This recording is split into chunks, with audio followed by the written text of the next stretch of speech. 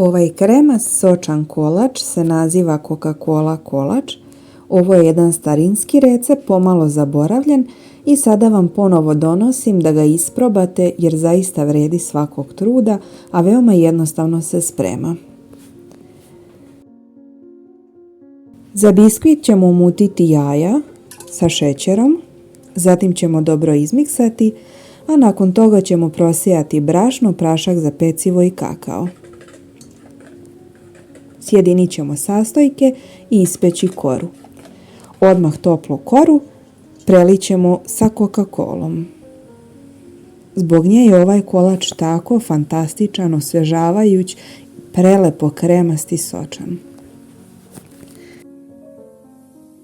Za fil mutimo maslac sa šećerom u prahu.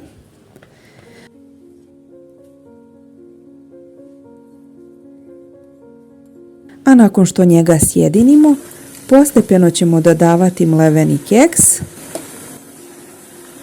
i dodavat ćemo Coca-Colu.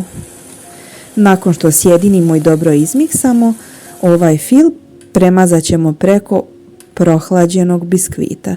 Na kraju nam preostaje samo da premažemo slatku pavlaku, ohladimo i uživamo.